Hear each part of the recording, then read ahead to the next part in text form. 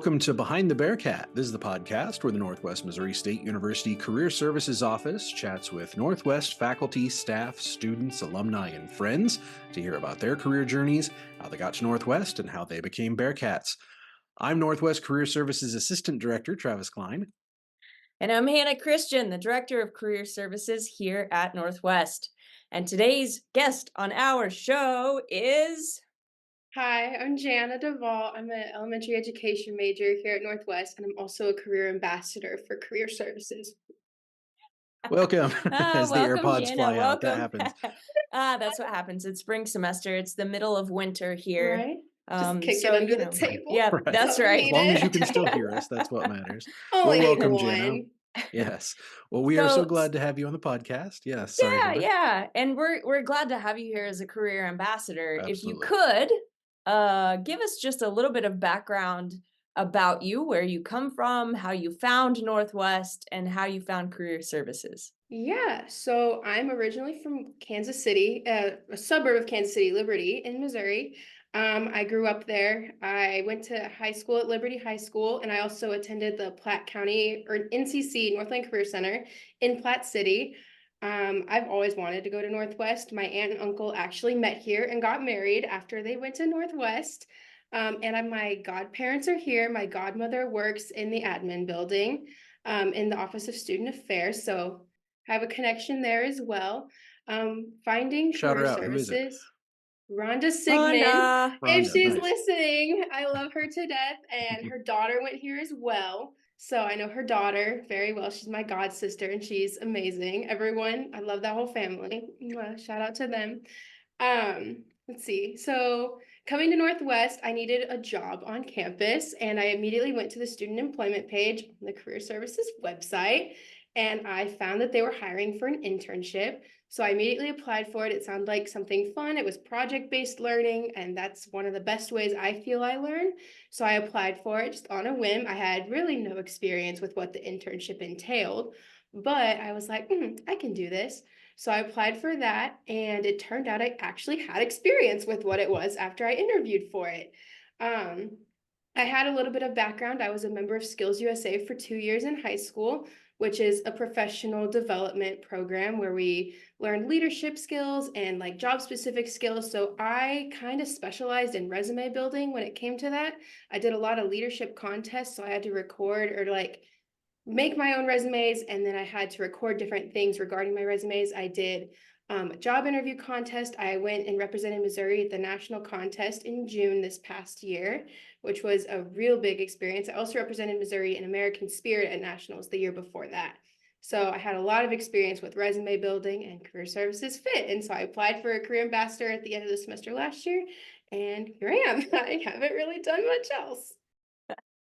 So Yeah, those PBL internships, I think that's one of those things that we don't talk about a lot on campus, and they're relatively new.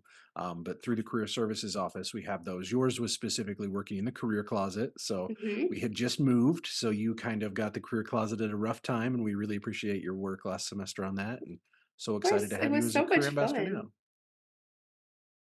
Sorry, Hannah, I So interrupted you yeah, again. We're trying I to was get just back in gonna the groove of things, I folks. was It's been a very long time. curious. Yeah, I mean, everybody messes up sometimes, right? I was very curious. So you talk about interviewing at the national level for Missouri, right? So Mhm. walk me through what that looks like. What was your preparation? What actually happened during the contest, and maybe what you learned from that? Yeah, so to get to nationals for me was a 2-year process. Not everyone has that same process.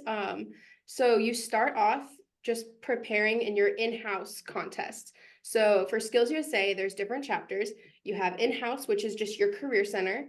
And then you have, or we call it local. Some people call it local. Then you have your district. So I was in the Northwest District of Missouri. So that included Maryville Career Center, there was, let's see, a bunch of other ones. I think Cameron was one of them.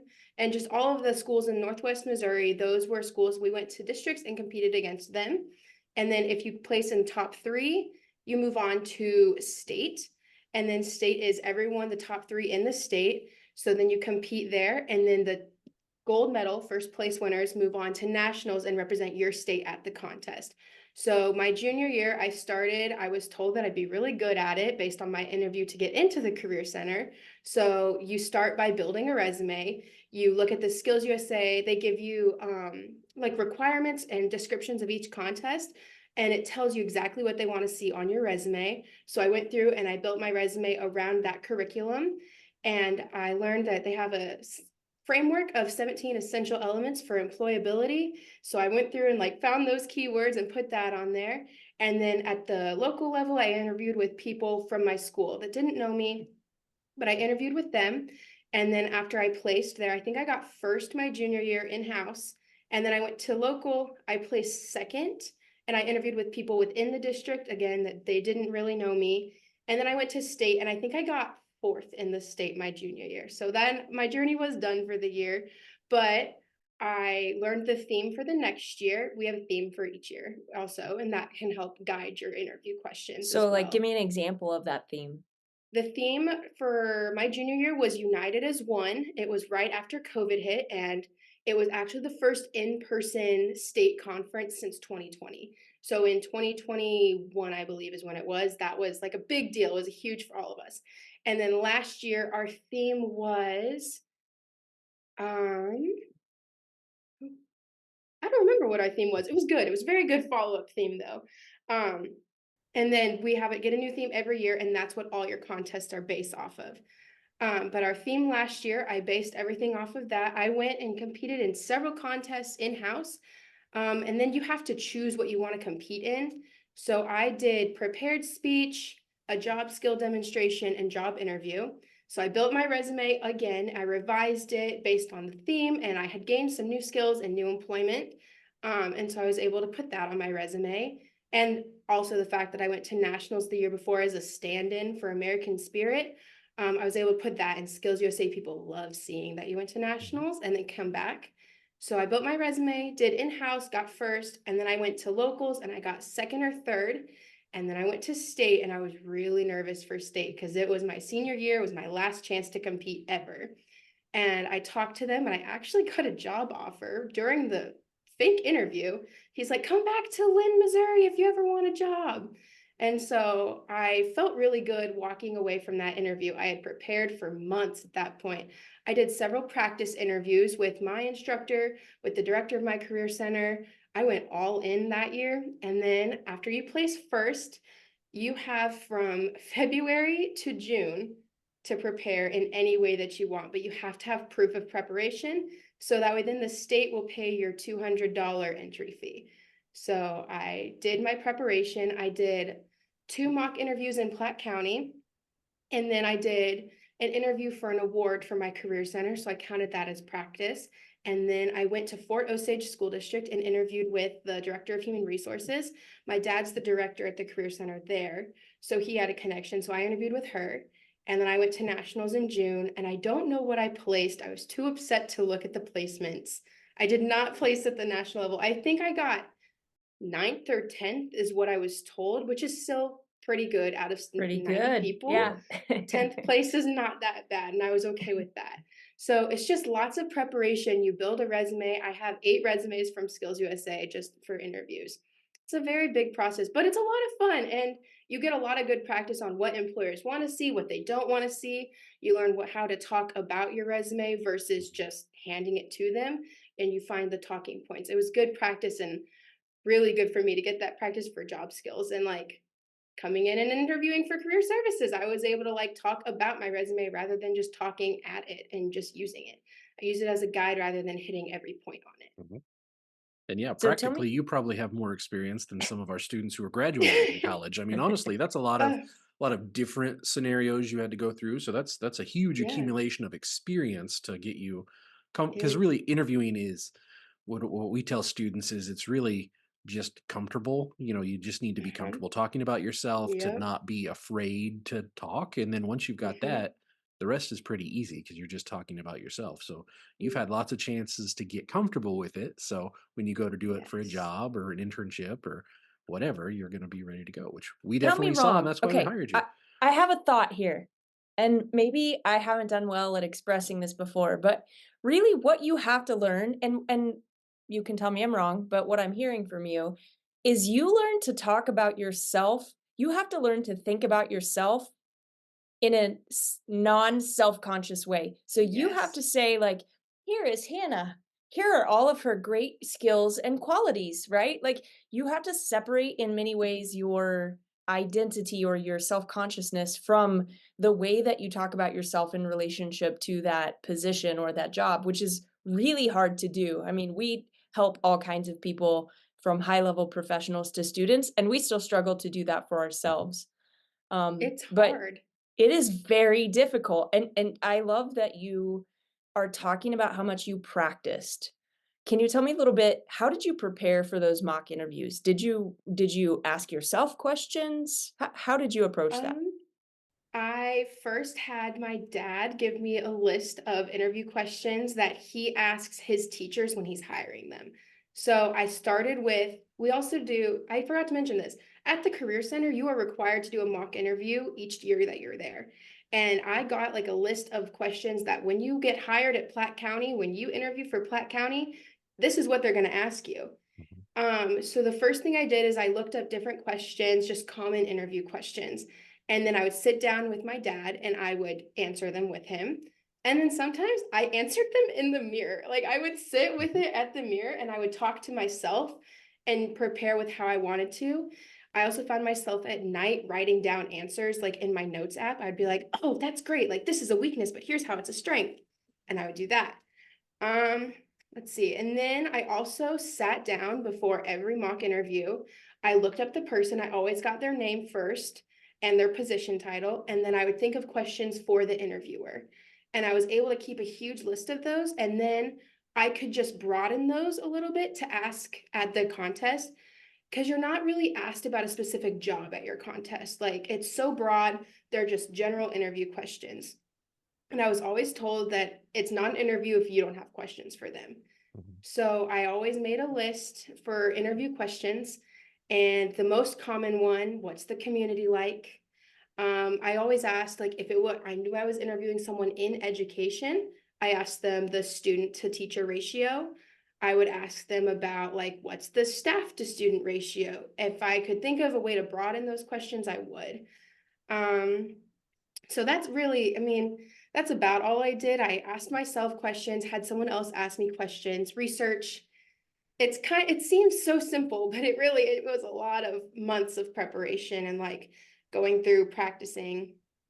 But it was good. Like it was good practice and I needed it. And those are skills that I can take with me now. I interviewed for an RA position here too. And I lost my mind because I didn't have questions prepared for the interviewer. And so I remember like writing all of them down right before my interview.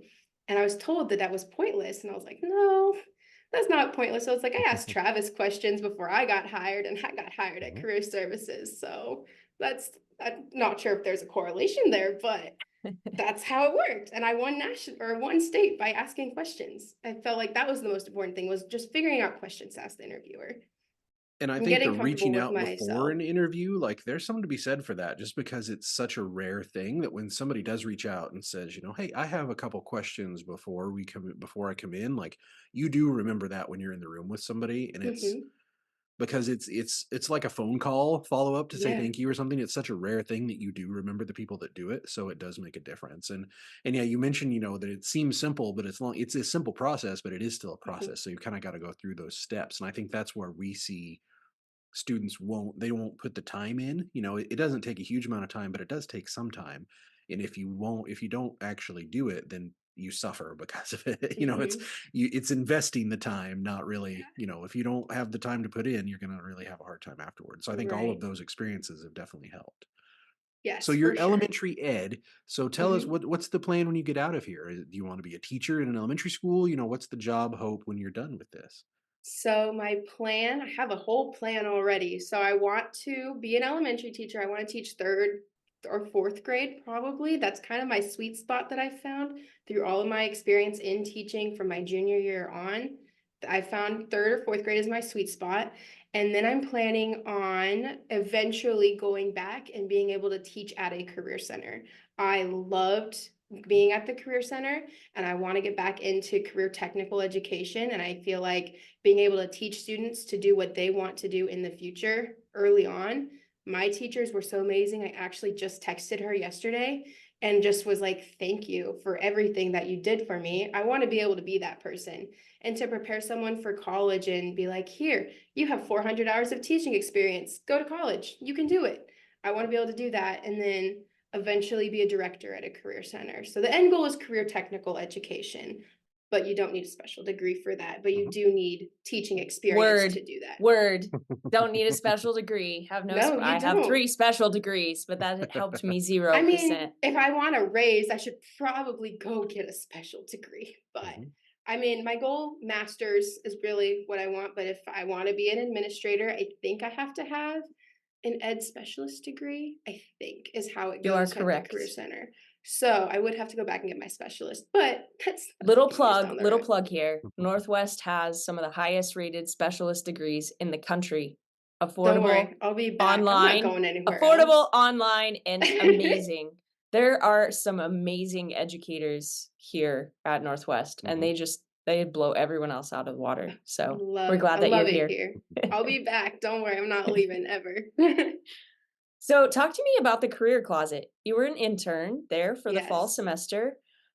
Just give me the lowdown, the basics. What did you learn? Oh, so much. I learned so much about, first of all, being independent and like being a self-starter, which that seems weird to say, but like I had to be able to just start when I got there. I really had no guidance other than, sorry, we just moved. And like that's not a bad thing at all because it gave me freedom. It gave me creative freedom on what I wanted to do. So basically, an overview of what I did was I was down there, I sorted all the clothes. And then I ran the career closet when students needed professional dress. I helped them. I built several outfits for several students and was like, you look great. Go kill it, girl. You got it. And so I was able to do that. I was also in charge of tracking the data of how many students came and to make sure we had data on, is it working? Is it not working? And there were definitely dry spells that I noticed from being down there. But there was also things that I noticed that like, oh, it's there's a mock interview day for career services in 3 days and I just had 20 people walk in. Like, so there's those things. People didn't necessarily know we were there. We're kind of hidden in the station where we are, but when people knew we were there, like they came back. The same people came back multiple times. um I loved being able to sort the clothes. I got to do like whatever I wanted.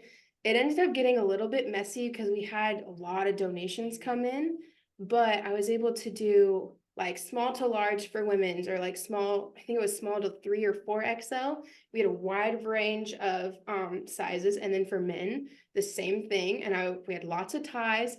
There was a lot of stuff and it was kind of hard at first. The first couple weeks was rough with sorting everything. There was a lot of clothes to sort through, but I was also given the freedom of if it's not going to be worn, get rid of it. Donate it to someone who will use it. So I was able to do that. It was really good to be able to like be creative for a couple hours and have that break from using your brain a lot. And you could just sit and organize, listen to your music. I got to play whatever music I wanted down there, and it was the best thing ever. And just sort and do everything. It was good. I loved being in the career closet, but I think I like being in the office more. It's more social. You don't have to talk to the bugs or that you see outside or, the people that go in and out of the elevator a lot. But it was good. I loved being at the career closet. I don't know if that answered your question. If you need more information, I got it. But Sure. did that answer Career your question? closet is great. Career closet is great. Yeah. Yeah, that was perfect. I was gonna say, not to recircuit this back to the interviewing thing, but one of the things that I've learned in doing this podcast on Zoom is that Zoom, honestly, is like the perfect tool for practicing because is. when you're answering questions, even so in this situation, we're talking to each other on Zoom, but if I had someone sitting here, I think this is how I'd prepare, right? I'm making this up as I go. So the next time I have an interview, here's how I'm going to do it. I'm going to set up a person to ask me the questions, and I'm going to set up my Zoom camera so that it's, whatever. I have my continuity camera that took me 15 minutes to set up here. Thank you, Travis. And I'm going to look at the person, but I'm going to have my camera set up so that it's videoing me, and then I'm going to rewatch game film, right? Just like the football Mhm. players, just like the basketball players, you got to watch the tape because Yep. we all and we know, and if you watch the clip show in season 1, Travis makes fun of me, but I banged on the desk and said gotcha 50 bazillion times through the first 2 seasons. You learn so much when you have to watch yourself in your own You communication do. patterns, and Yes. you gain so much, I don't know what to call it, like tacit information. Mhm. Mhm. You would never, there's no other way. Like somebody could tell me, like, you have this weird twitchy thing, or you keep hitting on the table. I don't know what Yes. happened. Oh, someone's calling me on my Mm. phone. Weird. We might have to cut that out. But We uh, can't see it. So, I can't see it or okay. hear it, yeah. so Hmm. you're good. No one's pinned. Like Hmm. it took Jana off of Okay. pin, so I'm not really sure what Rude. happened. That's rude, Um, but that's okay. I can live with That's here's your interesting you mentioned that, notification. Hannah, it. because in radio, I did radio for years before I worked at the university. And that's one of the things when you're a student, they tell you to do is to listen to yourself. You do air checks when you're on Mhm. the air, but then also like now you can use your phone and record yourself and then listen to it back because you don't notice. I say all the time, or like, or people, Yeah. or dude is one that I hear all the time on the Dude. campus radio station. People say dude and like are Oh, the two I that I say notice the bro. most. Bro is Yeah, my and thing. you don't know you Yep. do it until you hear it, and then when you hear it, you stop doing it And you pretty see quick. yourself and you're like, "Oh my god, I can't." I was so Yep, ashamed that I kept saying gotcha all the time. Like, yep, and also in this very like, gotcha, like very mhm, like radio show Yes. host sort of way. And it took Yes. me a couple seasons. So that was like a year or like a mhm, year and a half to break that habit of saying the same things over and over again because I got lost in the interview. Or also, and this is more relevant to our podcast, but also I'm gonna hijack it because I don't know why. But asking Travis and I were having the conversation like, oh, when we do the podcast, we ask questions that are more professionally oriented. It's a career focused podcast. But the truth is, if you keep yourself, which as you go back, if you watch the first 2 seasons, we followed a pretty prescribed manner of asking questions, Mhm. but you also miss out on those little nuggets of mhm, juicy goodness when you just follow the prescribed answers Yes. or you just answer in a systematic way. So you have to have practiced enough to be authentic, if that makes sense. So you have Yeah. to have said, you have to have given your answer so that you can break through the film mhm. of having just a practiced answer so that you can genuinely know what you're talking about, but also then be willing to be real with your interviewers. And that I think is the key reason to practice. Also nerves. You just Mhm. never know what you're going to do when you're nervous. But to go back to my Yeah. main point, Zoom is an amazing tool for that. It Mhm. is. No, it is. And the judges, I think I forgot to mention this, they do give you written feedback on everything that you do. The biggest thing that I was told is that you use your hands too much. But then the next judge told me you didn't use your hands enough. Yep. So that's where it comes down to personal opinion. So I Mhm. learned you have to practice being a robot without sounding like a robot. Mhm. Because some questions there is a right answer. But is it the right answer that your interviewer wants to hear? Like it all depends on your audience.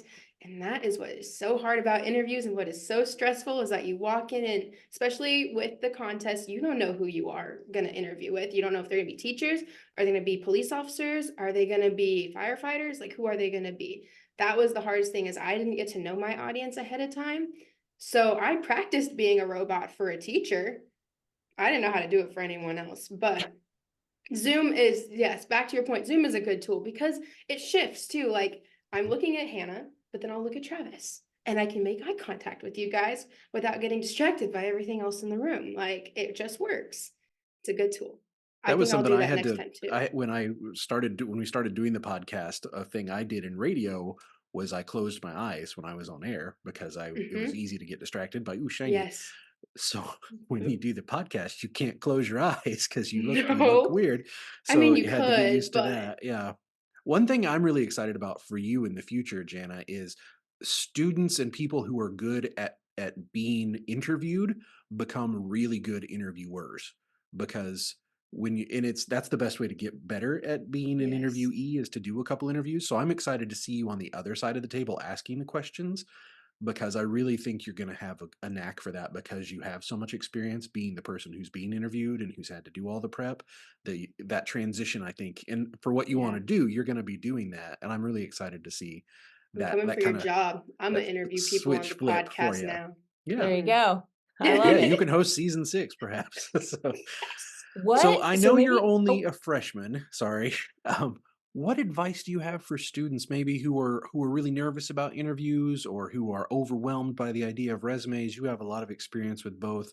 I know you're a younger student, but you definitely have a mountain of experience to draw from. What experience or what advice would you have for students who maybe don't have that kind of experience and are scared The by both those things? biggest thing is templates. Use a resume template. If you don't use one, it game over. You're done. Mhm. You can't just build one. It's such a scary task to have to build your own resume. And I was lucky enough, I was given a template right away. This is how Skills USA wants it done. Your name goes here, your email goes here, your phone number goes here, and here's what they want to see. Find a template. I know you guys pay for WiseDoc, so if you guys need WiseDoc and you go to the university, use that. Or you can just find one online. Google Docs has plenty of resume templates. Canva has them. Use a template to start off with and then build off of that. And like I'm always, I mean, if students come in, I will automatically show them mine and Mhm. say, like, this is how I have mine set up. Now, what can we do for you? Like, what's your personality like? What will work best for you? Mine is definitely boring, and I'm not a boring person, but when it comes to resume, I feel like there's a lot of information on mine that is a necessity. Having a Mhm. fun, pretty one doesn't always work. So use a template. And when it comes to interviewing, practice is always the best thing is to practice, find those questions, research the most asked interview questions, and then think of an answer. You need to practice answering on the spot too. Because in an interview, you have time to think, but the longer you wait, the less interested your interviewer becomes. And they're like, okay, you took 2 minutes to think of your answer. They want to know if you know it or if you don't know it. Can you tell me what animal you would be and why? I can tell you exactly what animal I would be and why because I've thought about that. Like, that was a question I actually prepared for. I looked up Mhm. the most weird interview questions as well. My mom got asked a question, if you could be a kitchen utensil, what would you be? And she had to think of that on the spot. She was like, I don't know, fork. And I was like, that's the wrong answer. It's a spoon. But there is a right answer to that one. But like things like that, practice your answers, practice thinking on your feet. And then the third thing is just get comfortable with yourself. I know it's hard and it's so awkward to be like, you have to almost be so awkward that you don't care. But it's not awkward. Interviewing's not an awkward thing. But like you have to feel so uncomfortable with yourself that you can just put it all out there with someone, which sounds backwards, but I swear it works. If you figure out all of your flaws, you can put those out there, but flip them into your strengths. Like make sure you find a way that if you have really bad time management, how can you make that a strength? Like, yeah, I really have bad time management, but I think on my feet really quickly, which allows me to do several little tasks in this amount of time versus one big task in this short Mhm. amount of time. Finding ways to do that. I think those are the biggest tips I would give to anyone. Oh, and stay organized. Just organize your thoughts, write them down in a notebook, have your questions ready in a notebook, bring a portfolio with you, or even if it's just like, I don't know, even if it for real is a sticky note with questions on it, have something with questions and something to take notes on. Because interviewers want to see you taking notes on the information that they give you. And they want you to ask them questions. For sure. Yeah, I those are the biggest points. one quick strategy that I never really think about that I use all the time and I never tell people because it just seems so obvious to me, but if you again, you can Google interview questions for XYZ positions. Mm-hmm. Interview questions for data analyst or Mm-hmm. whatever, for example. And go through and find, you look up 5 or 10 different websites, you can get a list of 10 questions. Probably they're going to be pretty specific to the data analyst position. And then when you look at those questions, then you go back and you think through the situation-based questions. Where have I used this skill before in the past? And if you pre-think through all of those stories and I just like, oh, remember when this happened? Remember when this happened? And kind of Mm-hmm. keep track of those stories. I'm not thinking about situational based questions from Mhm. scratch. Right. I've already Yeah. like preloaded those in my memory. So I have like Mm-hmm. I don't have just 2, so I keep referring to the same thing, but I have like 6 of them, so, they're fresh, but they're also not they're top of mind. I haven't got them Yes. buried deep in my psyche. So, You it's want just to a make sure way you of have an reviewing. anecdote. Yes, Hmm. if you have an anecdote, something you can relate it back to, that's even better. Because they will ask you situation questions. What would you do if this happens? And if you can remember, like, oh, that actually happened to me when I was 6. Like, this is what I did. I was only 6, but I did this. And like, or you can find a way to think of something. Well, this happened to my friend. This is what she did, but here's how I would have handled it differently. Like if you have an anecdote, that is so amazing, and interviewers will eat that up. They love whenever you can relate it back to your personal life rather than just your professional life. Like personal stories don't get too personal, but if you have a personal story about, oh, I was dealing with this in my personal life and here's how I handled it, that is so good. Like that is what interviewers want. They want to hear you for you. They don't want to hear about Billy down the street. They want to hear about you and your personality and how you would do it. And they remember that. Hmm. Like, if you tell Yes. a good story, that connects that well, that they remember stories. They don't remember generic Yes. answers. They don't remember your philosophy on something. They Mm-mm. remember when you had some strange occurrence and you dealt with it in a unique Mhm. way. I know, I mean, you guys ask me about my interview contest, like, experience all the time, and I know that it stuck with you, and then I feel bad because I feel like I talk about it all the time, but I'm like, "Whoa, but clearly there's something to be said about it if I'm gonna continually get asked questions about it." Like, there has to be something to be said. Something is memorable regarding that experience, and then, like and that's good, you wanna be memorable, you want them to remember you. So if you can walk into that room and leave and you come back and get hired and be like, "Oh, hey, we talked to you last week. You were the person who said this." That's amazing. Whenever I interviewed for my RA position, they I forgot to mention I'm an RA at the university. Hi. Um they remembered me because I was the only one that asked questions. I was the only person who came in with questions ready to be asked. And my RD now, that's how he like remembered me. He's like, "You were the only one that had questions and you still had questions after you got hired." Like I had a list of questions for pre-hiring, and then after you get hired, here's my other questions. Like I had those ready, and that was how I was remembered. There's the girl with questions. Like Hmm. you want to be memorable to your interviewer. You want them to see you and see your face and remember that story and remember you as like the best. You want to be the best. Okay, so I have this is a burning question. I have a couple burning Okay. questions. I'm She's sorry, got class Travis. at I three just Okay. have thirty, I think, so we oh, don't have a you have huge amount class of at time. 3:30? It'll be okay. It's like the first day. It's just You syllabus stuff you can today. just answer my one burning question and then we can go. Okay. Why are so many people ghosting these days? Ghosting? Like I call Um, you for an interview and you just don't respond, or I schedule you for an interview and you don't show up. yeah. Let's see. Okay. This is not an excuse at all, but I'm going to say it. And I know by your face, you know exactly what I'm about to say. That stupid pandemic has ruined my generation.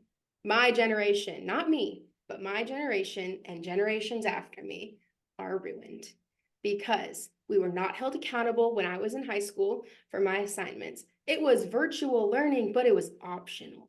You didn't have to go to the Zoom meetings. You didn't have to turn in the assignments. They were all worth 0 points. Why do it? So that's the biggest thing is COVID definitely affected some people's development and work ethic. I mean, truly, I don't even know. I grew up based on my dad's a police officer and my mom works in early childhood. I was always taught that you need to have a good work ethic. And I have stuck to that. I have held it. I hold myself accountable for everything. But then I have a friend who she is now like she's in college now and her parents like still pay for everything. They're buying her an apartment like later on this year is what I was told. And I was like, what? What do you mean? Like, you have a job, go pay for your own apartment. And I'm not trying to diss anyone, but I am saying that, like, COVID has definitely ruined our work ethic and ruined people and their responsibility for their own responsibilities. Like, you need to hold yourself responsible and you need to be an adult. That is my answer. That is my personal opinion. If you don't agree with it, that's okay. We don't have to be friends. I understand. I understand. I'm not cool. I'm not that you don't have to be friends with me, but I think that people just need to learn how to have a good work ethic and need to learn to communicate. If you communicate, you must answer that email back. Now, Mhm. I know I have 6 unread emails right now, and I need to answer all of them, but answer your emails, answer your phone calls. If someone says like, "Hey, we want to set up an interview," great, respond as soon as you see that. I don't know about you, but if I get told I got chose to go interview for a job, I'm going to respond right away because I don't want to lose that opportunity. The longer it sits in your inbox, the less likely they are to respond, and they can tell you, "Oh, sorry, we chose to interview someone else." Mhm. Like you just yeah. Just be responsible, have a good work ethic. Most people don't have that, I feel like. Now there are the people that do, and then I respect those people. If you don't have a good work ethic, I'm sorry, I don't have any respect for you. I don't. I can't. Nope. Well, the good Yes, news with work that is it ethic. gives you an opportunity to stand out among your peers because you weren't Yes. ruined by COVID and you do respond and you do have that work ethic. So Right. it's a good opportunity for the folks that still do to And stand it's out even more than maybe they would have before.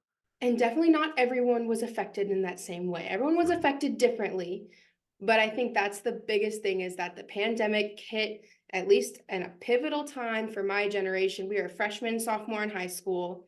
And that was kind of those pivotal years where you start to learn how to be an adult and they start holding you accountable for those things. And I think that was something we lost 2 years of learning that. And I think that's something that's really important to remember and something that everyone should always be working on. Like, even if you are 75 years old, you should still work on it and work on having a good work ethic. Like, I just feel like that's something we can always improve on and always have more to learn with. Excellent. Well, we appreciate your work ethic and I don't want you to miss class because I don't want to get in trouble with your professors. So Yes, we thank you also so have a much for class being with ethic us. here. Right. I'm just talking about work ethic. I'm like, Right. It's just a class. just one class. All So on right. time to Well, everything else today. So if that's you would good. like to have more of this conversation with Jana, come see her in the Career Services office in Admin 130. And that will do it for another episode of Behind the Bearcat. And we will talk to you next time. Hey guys, we hope you enjoyed that episode. If you did, be sure to give us a thumbs up below. That helps out. Also, if you've not done so yet, be sure to subscribe and hit the notification bell so you never miss a new episode. Also, we'd love to connect with you on social media. You can find Behind the Bearcat on Twitter, Instagram, and LinkedIn.